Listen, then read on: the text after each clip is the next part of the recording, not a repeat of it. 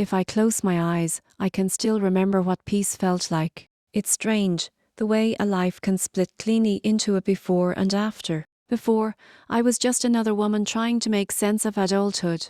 I lived in a modest apartment above a flower shop. I worked at a local community centre as a youth mentor. I paid my bills on time. I brought my neighbour's dog in when it rained. I wasn't special, but I was whole. The day it happened was so ordinary it almost feels disrespectful to remember it that way. I woke up late, spilled coffee on my only clean blouse, and forgot to charge my phone. I remember fumbling with my keys, cursing under my breath, already tired before the day had even begun. I'd had a fight with my sister the night before, something petty about our mother's birthday dinner. I thought I had time to make it right. If I had known what was coming, I might have hugged her tighter the last time I saw her. I might have paid more attention to the way the morning light filtered through my blinds, or how the old woman across the street always watered her garden at the same time every day. I might have cherished it all because that was the last day I got to be a person unmarked by tragedy. I was driving back from an evening youth event. It had run late and I was exhausted. The sky had opened up just as I turned onto that stretch of winding rural road, where the trees overarched like a tunnel and the street lamps thinned out. My wipers struggled to keep up. The radio played some soft acoustic track I didn't know. I remember yawning, one hand on the wheel, the other nursing a lukewarm cup of gas station coffee. Then, out of the blur, something moved. Or someone. A flash. A shape. A dream I didn't register as my own. I hit the brakes, but it was too late. The thud-dull, sickening slap through my bones. My body lurched forward as the tire skidded to a stop. For a second, there was nothing. Just the rain, heavier now, drumming against the windshield like applause for a scene I didn't want to be in. I sat there, frozen, my breath catching in my throat. My hands trembled on the steering wheel. I didn't want to look. I didn't want to know. But I did look. Because how could I not? I opened the door and stepped into the rain. The cold bit through my clothes, but I barely felt it. My shoes slipped on the slick asphalt. 10 feet away, crumpled near the ditch, was a figure. Still. Small. I ran. I don't remember screaming, though I think I did. I don't remember kneeling beside them, though I know I must have. I do remember the blood, and the silence, and the way everything in me broke all at once. They weren't breathing.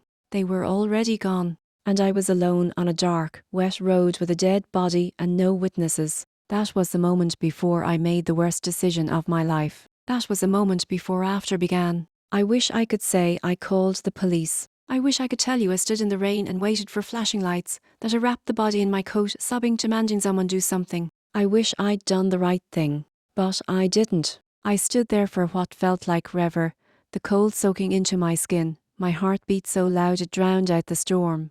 My hands were shaking. My knees buckled. I wanted to throw up.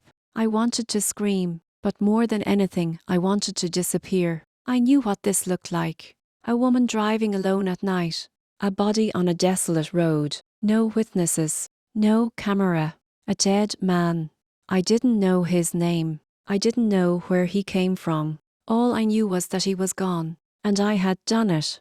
Accident or not, he was dead and I had killed him. My thoughts spiraled. I saw handcuffs. Prison bars.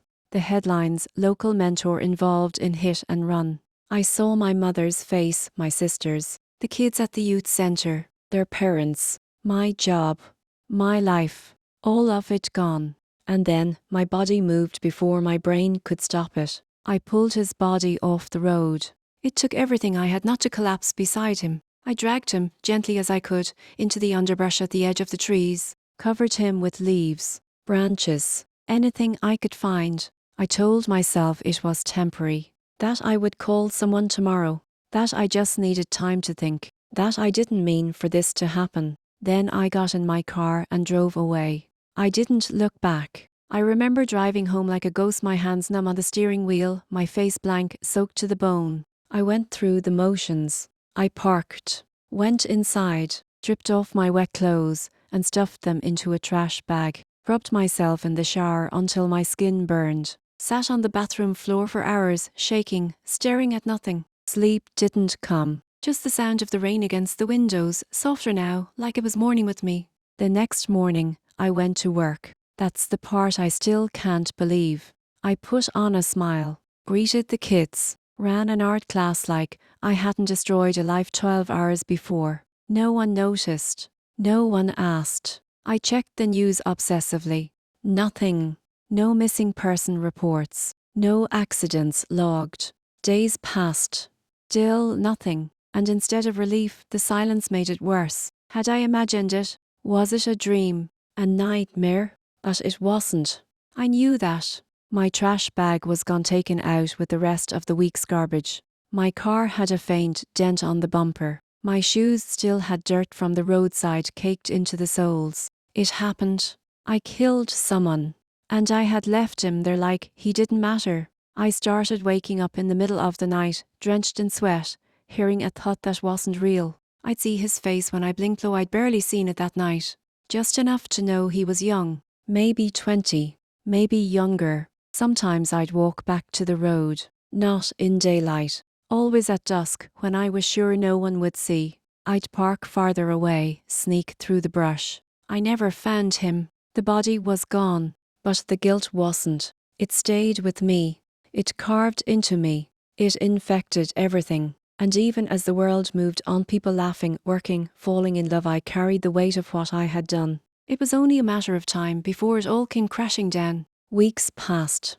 Then months. Every day, I woke up waiting for a knock at the door. For sirens. For anyone to come and pull the truth out from under the lies I'd wrapped myself in. But it never came. I kept watching the news. I checked missing persons databases. I followed local crime reports, anonymous forums, anything that might mention a body found near the highway that night. Still nothing. No John Doe. No grieving mother on television. No angry sister demanding justice. It was like he had vanished from the world. That should have made it easier. It didn't. The not knowing made it worse. Who was he? Where was he going that night? Was someone looking for him? Or was he just another invisible soul the world forgot? I started seeing his face everywhere. On the bus. In line at the grocery store. Reflected in the mirror behind me at the gym. I knew it wasn't him, of course. It wasn't, but my mind played tricks on me. Or maybe it was guilt that took shape and followed me. It began to affect everything. I lost weight. Stopped sleeping. The kids at the youth centre asked if I was sick. I started forgetting things, appointments, meetings, simple words. I once stood in front of a classroom full of 4th graders and completely blanked on how to spell courage. Me, the one always reminding them to be brave. The irony was cruel. One night, after another dreamless few hours, I pulled out the clothes I had worn that night. I had hidden them in a box deep in the crawl space of the apartment I was renting. They smelled like plastic and mold now. I sat with them on my lap, tears soaking through the cotton. It had been over 4 months, and still, no one came. It almost felt worse than being caught. At least if I'd been arrested, there'd be a process, an end, a verdict, something. But this was limbo, a half-life. And in that in-between, my mind started to unravel. I began visiting the road again more often, always at night. I tried different sections, walked deeper into the trees, searching for something, evidence, bones, clothing, closure, anything. But the forest had swallowed it all. Or maybe someone else had found him. Maybe someone already knew. That thought haunted me more than anything. Because if someone knew and hadn't come forward, what did that mean? One morning, I found an envelope on my doorstep. No stamp, no name, just my address written in thick black ink. I held it in my hands like it might explode. My ears roared. My vision blurred. I opened it with trembling fingers. Inside was a single sheet of paper. 4 words. I know what happened. My fingers tightened around the paper until it crumpled, as if crushing it could erase what it said. I know what happened. 4 words, and the world tilted on its axis. I reread them so many times that the ink began to blur. No signature, no threats, just the suffocating weight of implication. I checked the street, no one in sight. Looked at my security camera, the one I'd installed myself after the break-in 2 years ago. Dead. The battery had died a week earlier. I'd meant to replace it. I never did. The timing wasn't coincidence. Someone knew. I spent the day in a haze. Every sound made me jump. Every passing car could be the one. I barely breathed. By evening, I sat in the dark, still holding the letter, wondering who had sent it. A witness? A stranger? Someone playing a game? I thought about going to the police, but how would that sound? Someone left a note. I think they know I accidentally killed a man and buried him in the woods. No, that wasn't an option. The paranoia took root and blossomed. I stopped sleeping altogether. I stopped going to the youth centre. I quit my job. Stopped answering calls. I stayed inside, curtains drawn, waiting for the next message. It came 3 days later. Another envelope. Same thick black ink. This time, there was more. You don't deserve peace, but you do deserve punishment. I'm watching. I'll be in touch. I vomited in the sink. I had kept it buried literally and emotionally for 5 months, convincing myself that maybe I could live with what I had done. But whoever this was, they had other plans. I began to think it was him. The man. Maybe he hadn't died. Maybe he'd crawled out and found me. Maybe I had imagined the stillness, the silence in his chest, the cold skin. That irrational hope tangled with fear and bloomed into obsession. I took the next week to do something I should have done long ago. I tried to learn who he was. I drove back to the stretch of highway.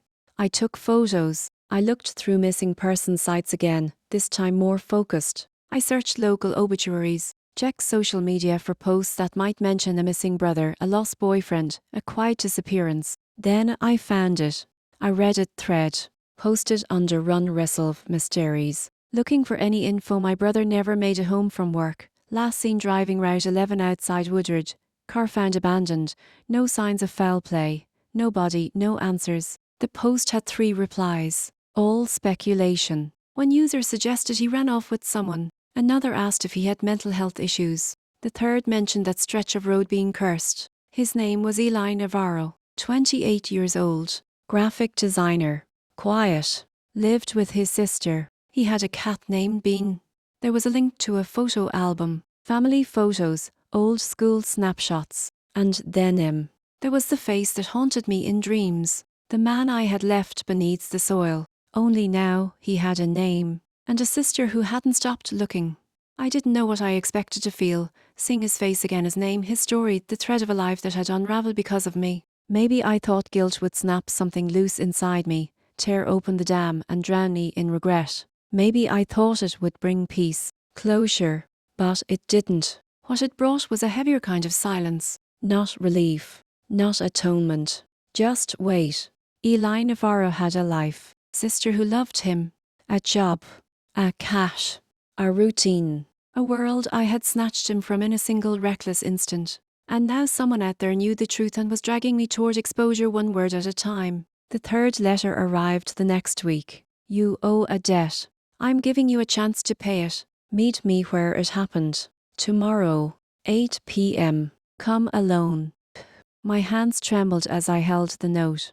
It wasn't a request. It was a summons. And for some reason, I didn't even consider not going. Maybe I thought it would end things. Maybe I hoped it would be over one way or another. The next evening I drove back to the stretch of road I had avoided since that night. It looked the same. Forgotten. Still. The trees pressed in like silent witnesses, their branches clawing at the sky. I parked. Left the engine running. Waited. The wind picked up.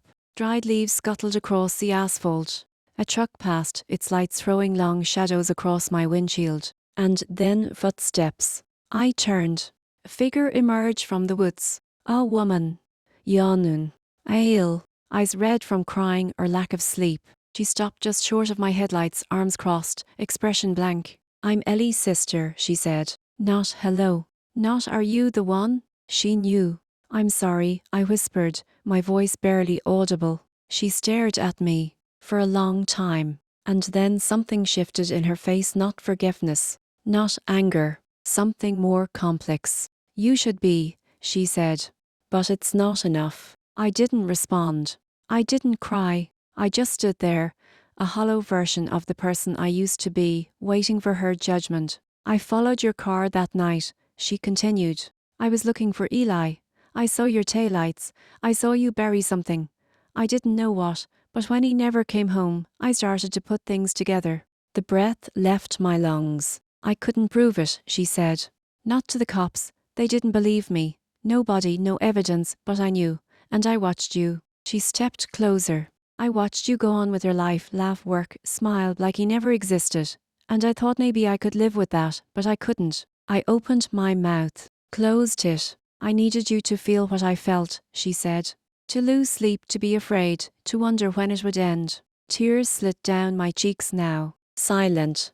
Useless. So now what? I asked. She looked past me, toward the forest. That's up to you, she said. But if you walk away again this time, I won't stay silent. Then she turned and walked back into the trees, vanishing like a ghost. I stood there long after she was gone. Not because I didn't know what to do, but because I finally did. The air inside the police station was cooler than I remembered. Daryl. It smelled of disinfectant and old paper, like it hadn't changed in decades. Every step I took toward the front desk felt heavier than the last. I'd like to speak with a detective, I said. I have information about a cold case. The woman behind the glass looked up slowly, eyebrows raised. Which case? My throat tightened. Eli Navarro. Disappeared 6 years ago. She paused, stared, then picked up the phone. Within minutes, I was seated in a small room, grey walls, harsh lights, a single camera in the corner. It was everything I expected it to be, and still, it felt unreal. Like I'd walked into someone else's life. Detective Monroe entered the room with a notepad, his sleeves rolled up and eyes already tired. You're here about Eli Navarro? Yes. What do you know? I killed him. There was no drama in saying it. No tears. Just the truth, finally out of the open. Statement I had rehearsed 1,000 times alone in the dark, never daring to say it aloud until now. He blinked, sat down slowly. You understand what you're saying? Yes, I'm not asking for mercy. I can't carry it anymore. And so, I told him. Everything. The road. The night. The impact.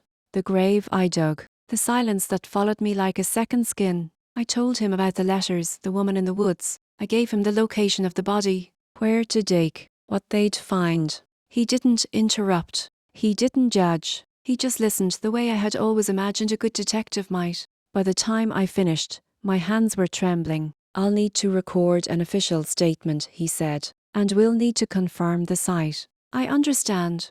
He paused, pen hovering. Why now? Because someone finally made me see what I was becoming, and because he deserves better than silence. He nodded once, then pressed a button on the recorder. This is Detective Monroe, present is. And just like that, the weight I had carried for 6 years began to shift. Not gone. Never gone. But no longer only mine. They say the truth will set you free, but in my case, it shackled me first to a courtroom bench, then to a cell. The trial began 6 months after I turned myself in. By then, my name had been in the papers, my photo spread across headlines like some sort of urban myth come to life. Woman turns herself in after years on the run, accidental killer or master manipulator. Public fascination with my case buzzed louder than I could have imagined. Some saw me as brave. Others saw a criminal trying to dodge consequences until guilt got the better of her. Neither version was entirely right or entirely wrong. Prosecution leaned hard on the facts. The man I'd killed, Jonathan Wexler, was a well-known contractor, a father of 3. He had been reported missing for years. No suspects, no leads until I confessed. The details I provided matched everything they'd struggled to solve. The location of the body, the watch on his wrist, the cracked sunglasses in the ditch. I sat still while they read out those facts. I didn't flinch, didn't weep. I'd done all that already in silence, in solitude, in the dark hours of so many regret-filled nights. Now, I was here to account for it. My lawyer, bless her tenacity, framed the incident as a tragedy, a fatal accident compounded by panic, not malice. She brought up my clean record, my community work, my volunteer hours. She even had letters from people I'd helped over the years. None of it was meant to erase what I'd done, only to show the jury I wasn't evil, just broken and terribly human. The hardest day was when they brought in Jonathan's family. His ex-wife testified.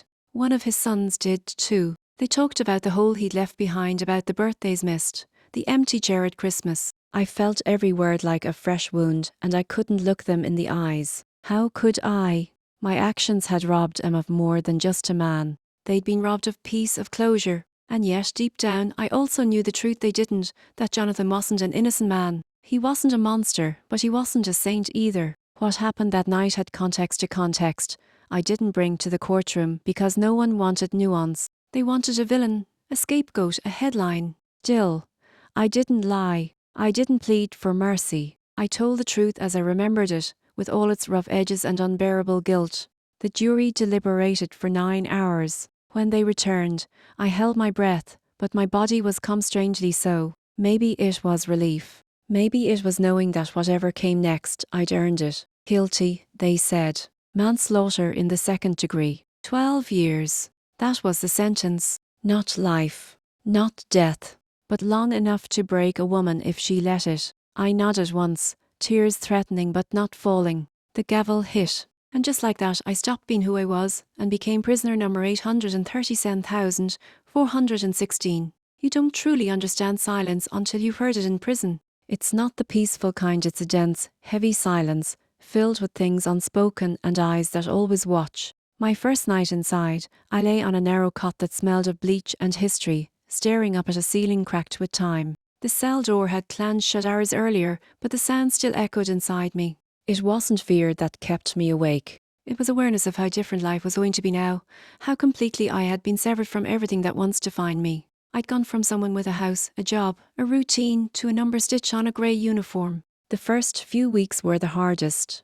Not because of the violence, though, that lurked always in the corners, but because of the adjustment. The loss of autonomy. You're told when to wake up, when to eat, when to shower. Even your thoughts start to run on rails. You learn quickly not to ask too many questions. You keep your head down. You make yourself invisible, but not weak. It's a balancing act I didn't expect to master, but I did. There were women in there hardened by life in ways I couldn't fathom. Addicts, lifers, survivors. Some were kind, some were cruel, most were indifferent.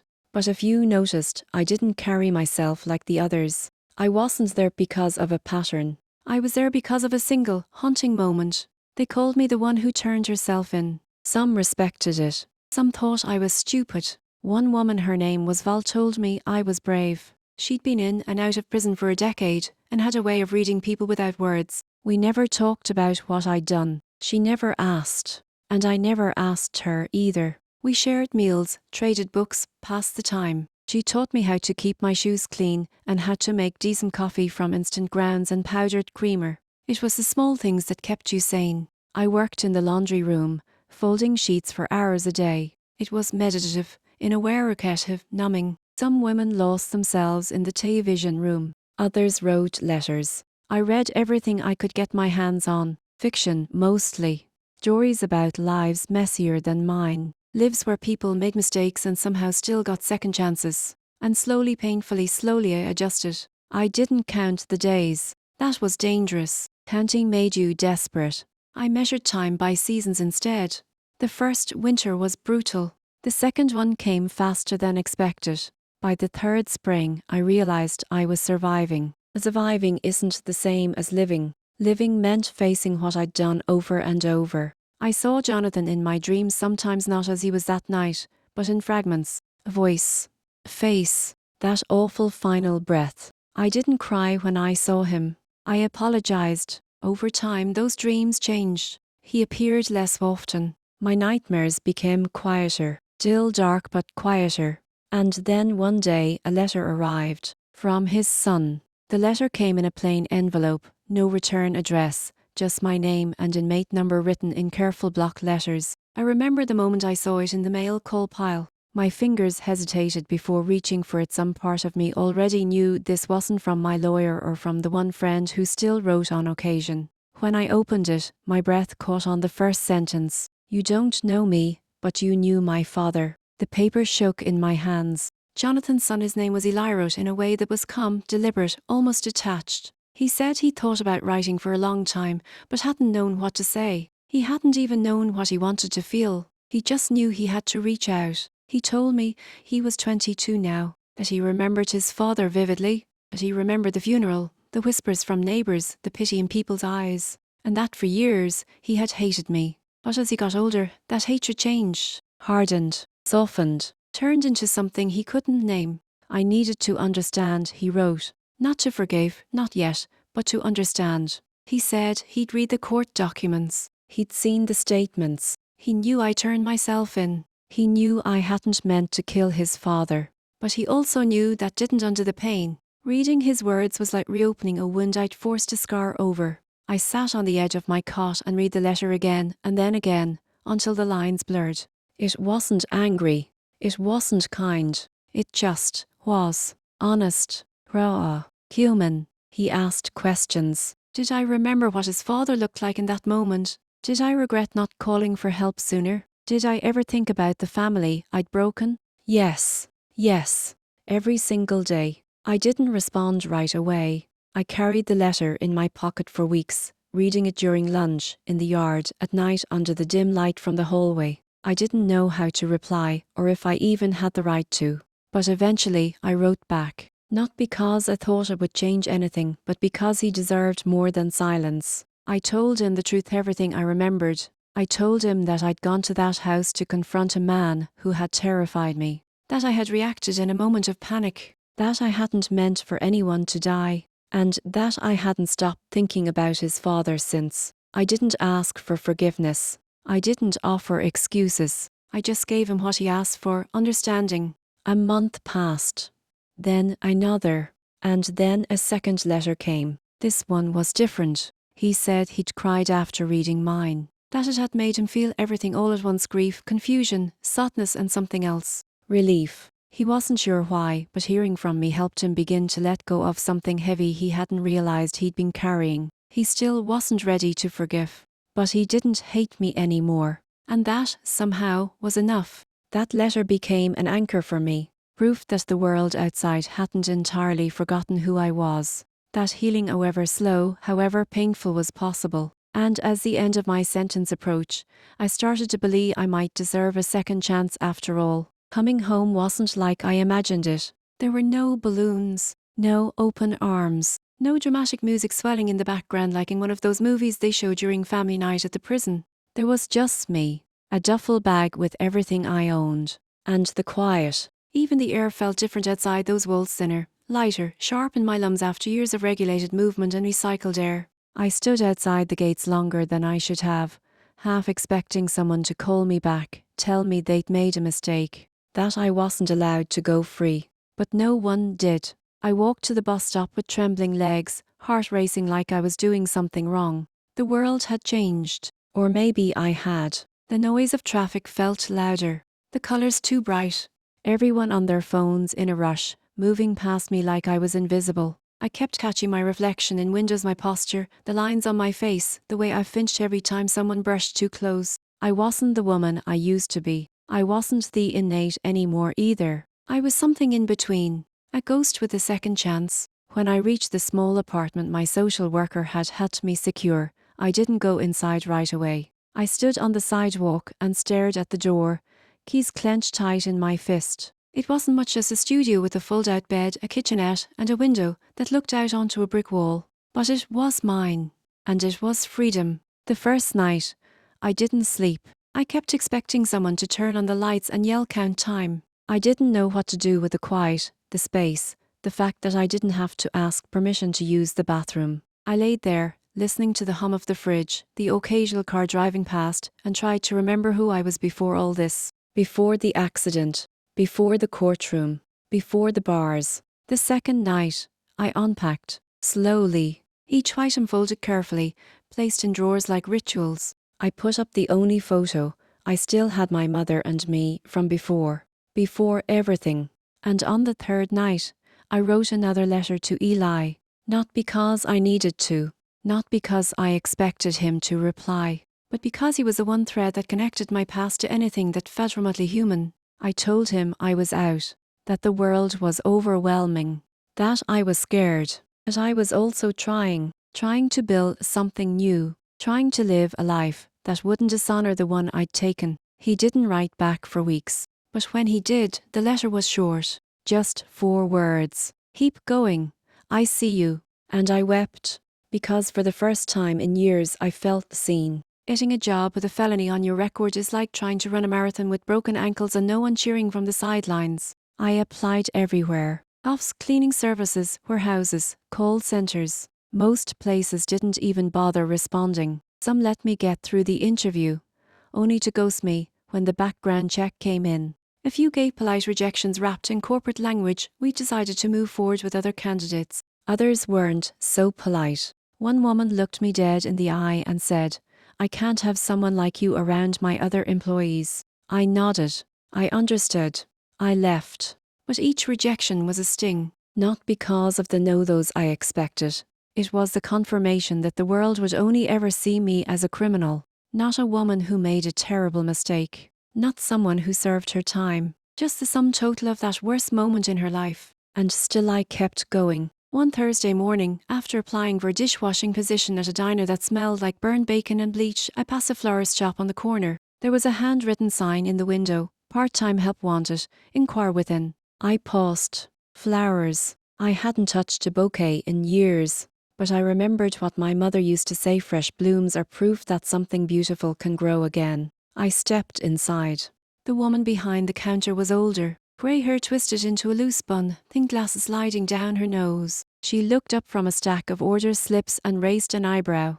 "You here for the help wanted?" I nodded, hands in my jacket pockets to stop them from shaking. "Yes, ma'am." She looked me over not unkindly, but thoroughly. "You ever work with flowers?" "No, ma'am, but I'm a fast learner." "You got a record?" I blinked. "Excuse me?" She shrugged. "You hesitated. People don't hesitate unless they're deciding whether or not to lie." I exhaled. "Yes, I was incarcerated. I'm on parole." She nodded once, as if I'd passed a test. "Good. I hate liars more than criminals.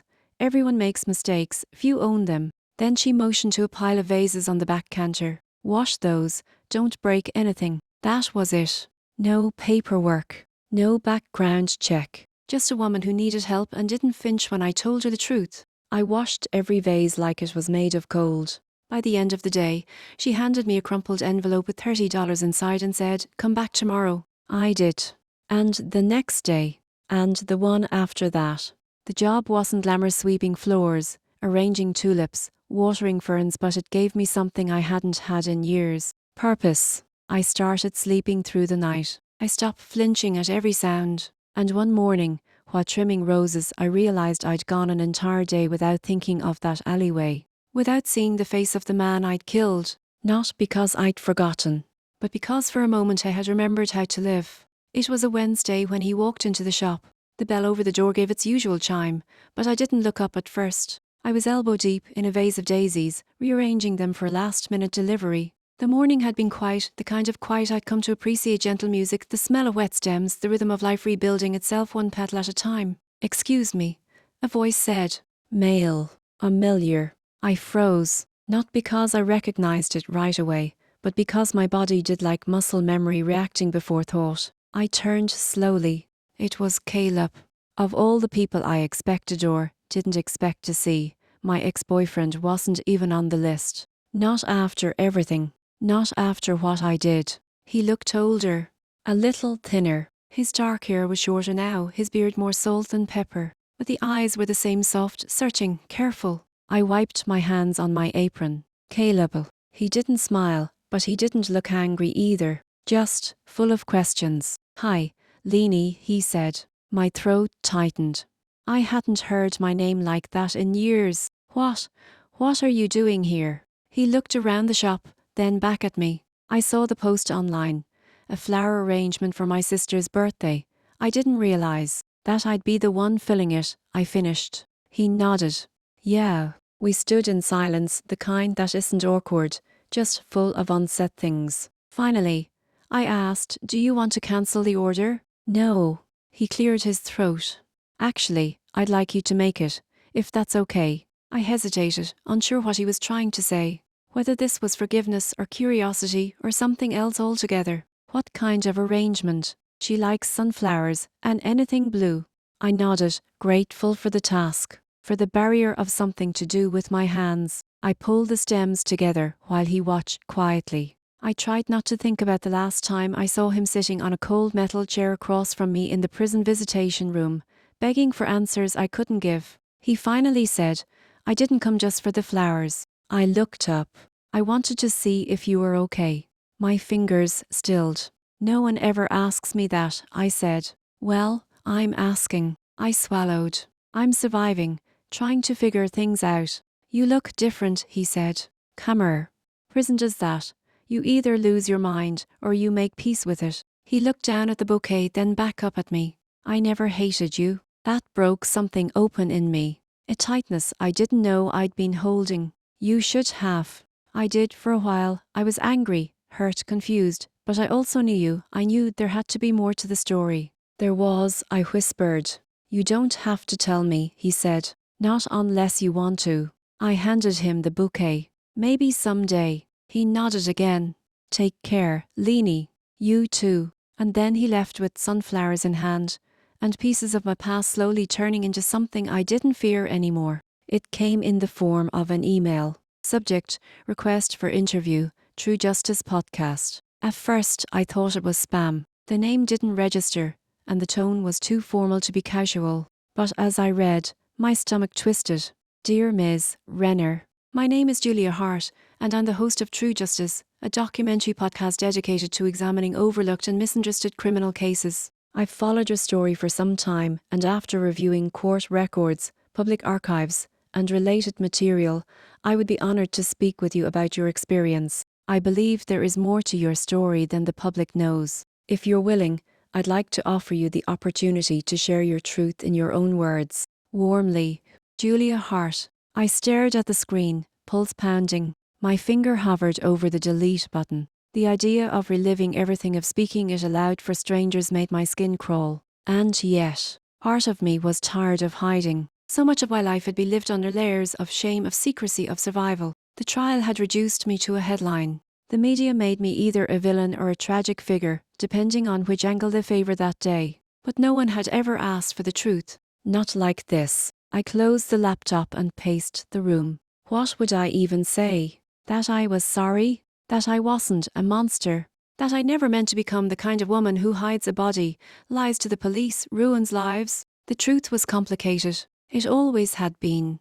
The only person who might have understood was gone. By evening, I found myself drafting a reply. Dear Ms. Hart, thank you for reaching out. This isn't something I take lightly, but I think I'm ready to talk.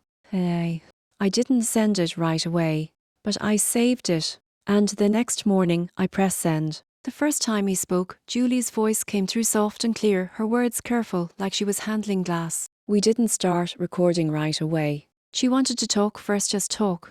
Build trust. She said she'd done interviews with war survivors, with dictionaries, with people whose lives had been ripped open and repackaged by the media. She knew the damage of a story told wrong. We spoke for 2 hours that first day. I sat on the floor of my bedroom with my knees pulled to my chest, phone on speaker, staring out the window as I talked about my life before the accident, about my parents, about college, about meeting Adam, about how I used to be, who I used to be. She didn't interrupt much, just asked questions that made me pause, made me reconsider things I thought I already understood.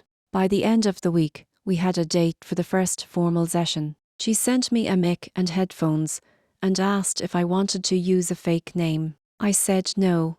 If I was going to tell this, really tell it, I had to own it.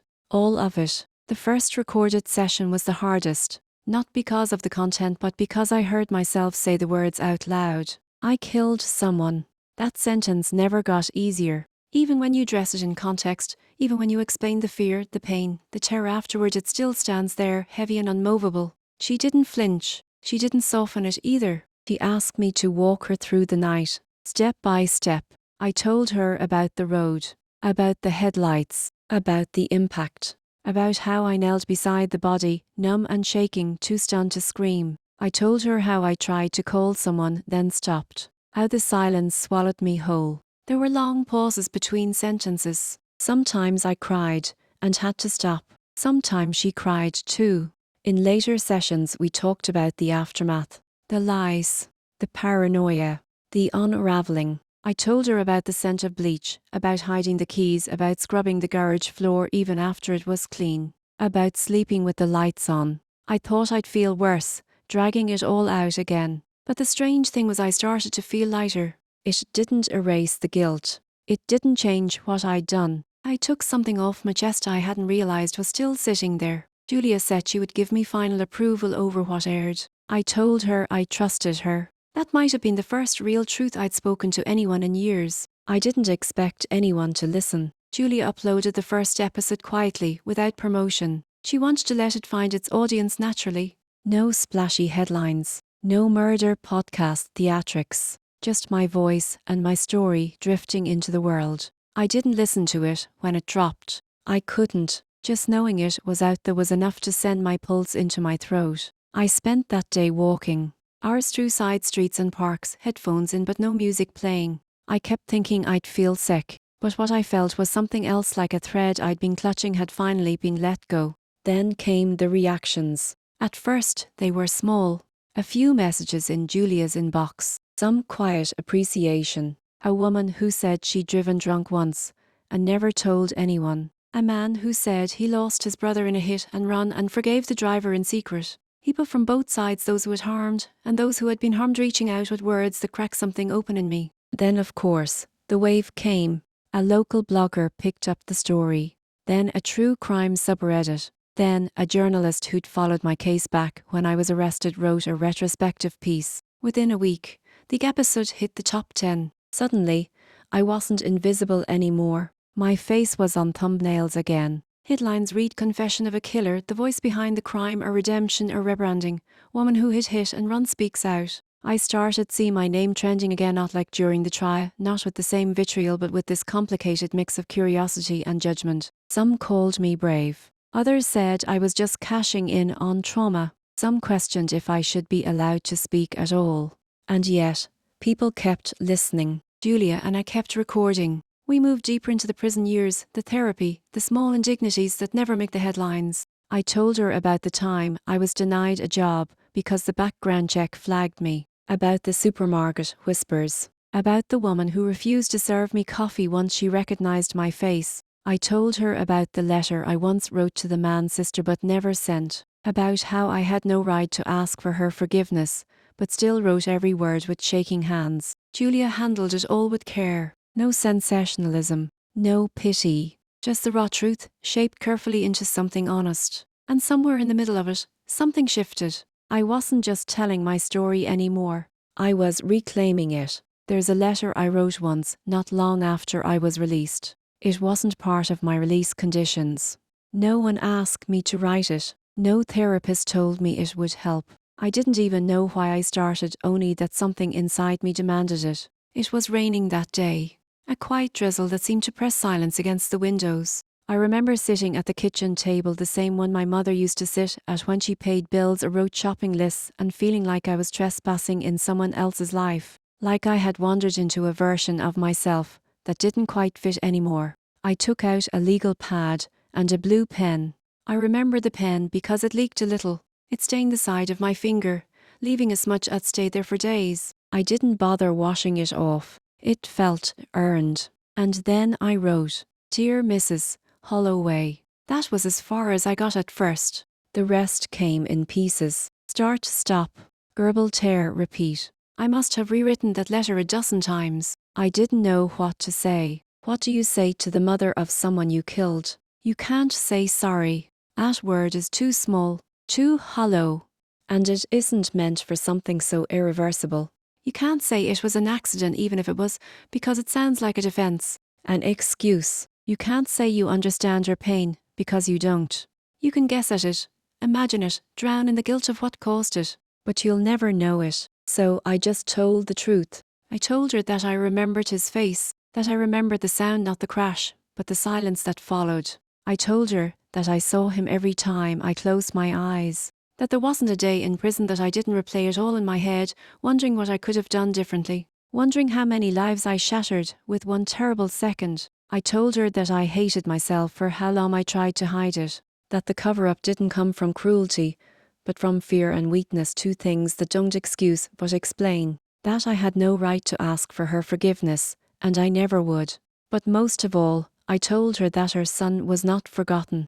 That even though I didn't know him, not really, his name was etched into my memory like a scar. That every attempt I made at rebuilding my life was done with the weight of him on my shoulders. A quiet promise that if I was going to walk free again, I had to make that freedom count for something. I signed the letter with my full name, not just as a formality, but as a confession. Then I folded it, placed it in an envelope, and never sent it. It still sits in the bottom drawer of my dresser. Sometimes I think I'll mail it someday. Other times I think it's better that I don't, that it was meant for me, not her. That maybe the writing was the apology, and the keeping was the punishment.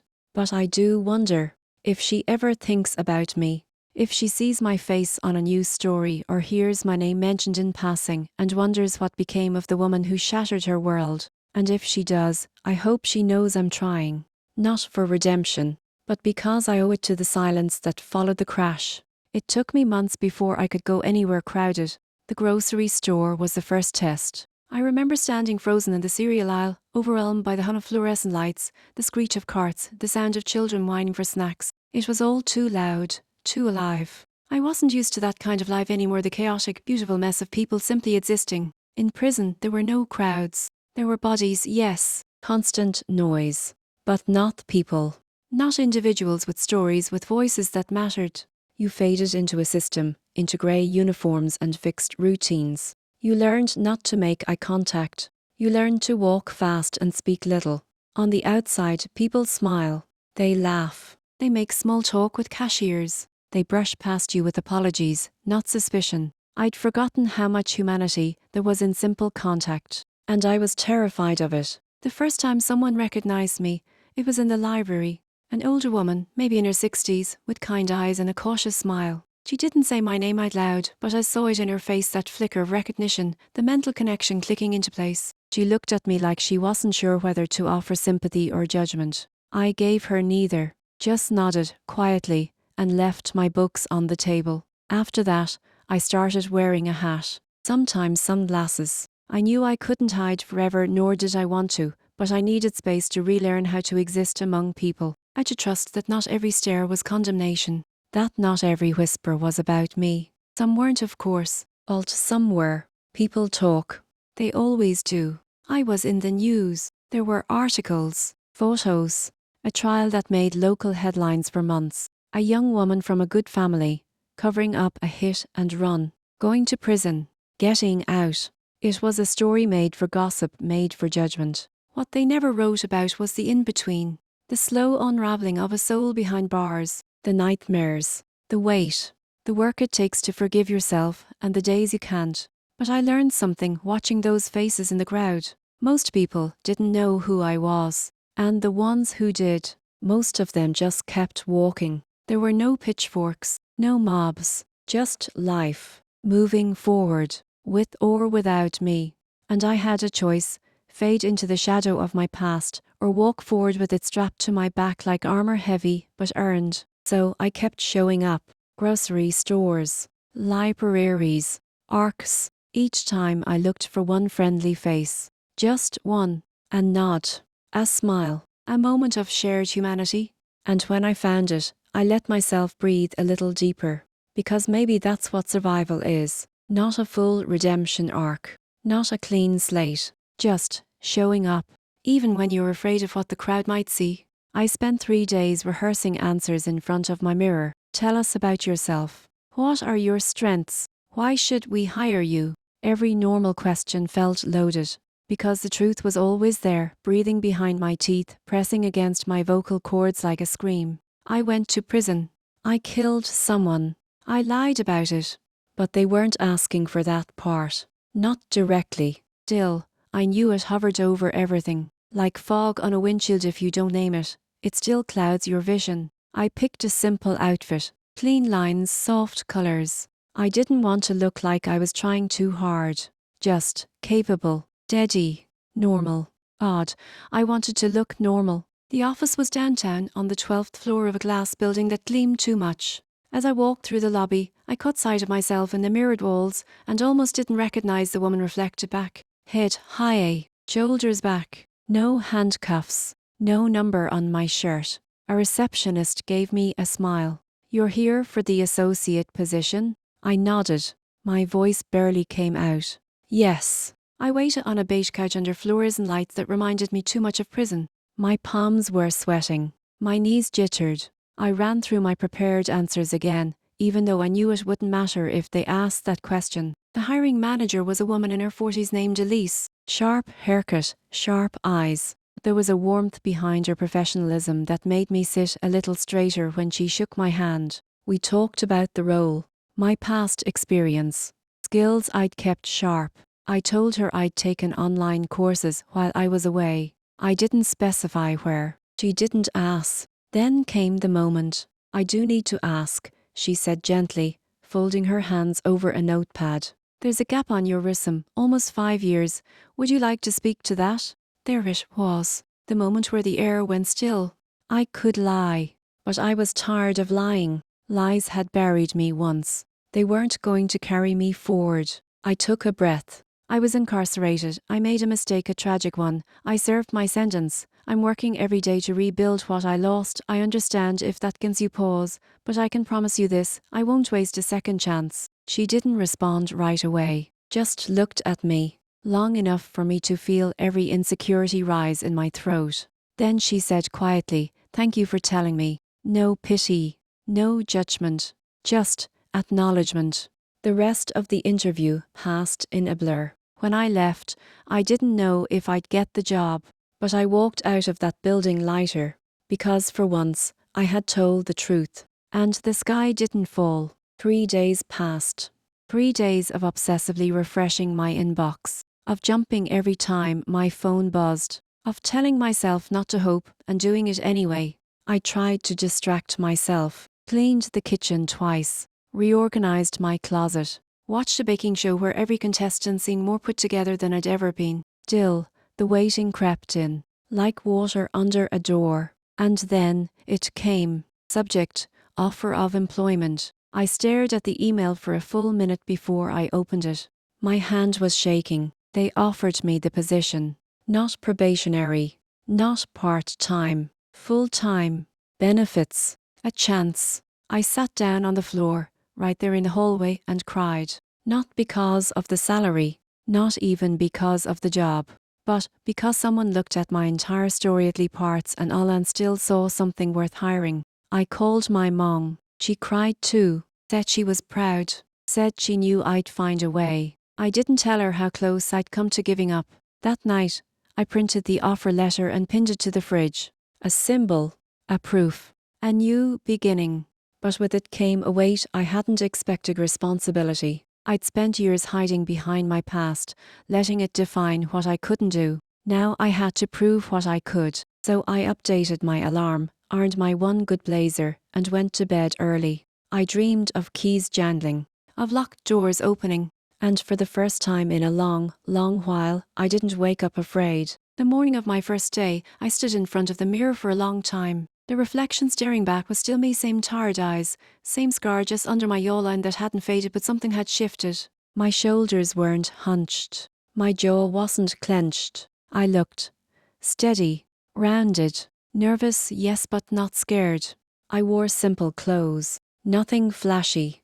The same black slacks I'd used for interviews and a navy blouse that made me feel a little more put together. I left the blazer behind. I wanted to feel human, not hidden. The bus ride was quiet. I clutched my bag like a lifeline, rehearsing greetings in my head, wondering if they'd look at me differently, wondering if they knew, if they'd Googled me, if they'd found the articles, the court transcripts. When I arrived, the receptionist smiled warmly and handed me a visitor badge. She didn't flinch at my name, didn't raise an eyebrow.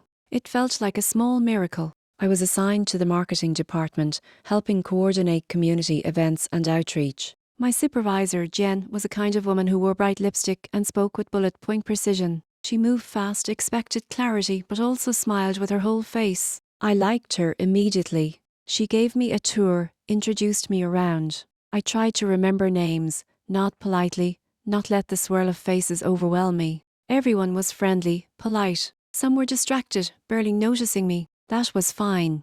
That was good. I didn't want to be the center of anything. By lunchtime, I was exhausted. My head throbbed from the effort of pretending to be normal.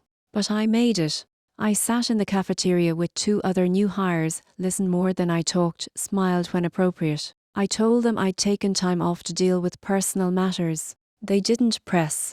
I was grateful. The afternoon passed in a blur of onboarding videos and training documents, but something happened around 3 p.m. that I'll never forget. Jen walked by my desk, saw me filling out a form and said, "We're glad you're here, Leah. You're going to be great." That was it. Just a sentence. But I'd gone years without hearing anything close to it. After work, I walked home instead of taking the bus. The sky was golden with the setting sun, and everything felt possible. My feet ached, my brain was fried, but my chest was full of something I hadn't dared to name before. Hope. Not the desperate, clinging kind, but the earned kind. The kind that comes after ruin, when you've clawed your way back and planted something new in the rubble. That night, I hung my work badge next to the job offer on the fridge. Proof of day one. Proof I could keep going. There's a silence to freedom that no one talks about. Not the kind you feel after prison doors open, but the one that lingers months, even years later, when everyone expects you've moved on. It's in the way people smile too tightly, speak too gently, as if your skin might split open with the wrong word. It's in the mirror too, when your reflection finally looks like you again, but older, changed, maybe lonelier. The truth is, I will always carry what I did. That night is part of me now, like a scar that healed badly, but still lets me move. I don't flinch when I hear his name anymore. But I do pause, and I let myself pause. That's part of healing, too. I never returned to the Leah I was before. And maybe I wasn't supposed to. That version of me, idealistic, reckless, afraid of confrontation, died the night I ran from the truth. What rose in her place was something tougher, more fragile, more honest. My life now is quiet, small, but mine. I work at a shelter women who've been through trauma, some of whom know far more darkness than I ever did. I don't tell them everything, just enough. That I made a mistake, that I faced consequences, that I got back up. There's a garden in the back, wild and uncupped but healing. Like me, we plant things that take time to grow: lavender, sage, roots that need patience. The women joke that I have a thing for plants that take their time. I tell them time's the only thing that works when nothing else will. Once in a while, I walk past the neighborhood where it all happened. Not to punish myself, just to remind myself that I'm still here, that I chose to stop running. Forgiveness never came all at once. It came in pieces: a letter from his sister, who told me she hated me but respected my honesty. A hug from my mother after months of silence. A quiet night without nightmares. A laugh that came too easy and made me cry. It's not perfect, but it's real. And in this version of my life, real is more than enough.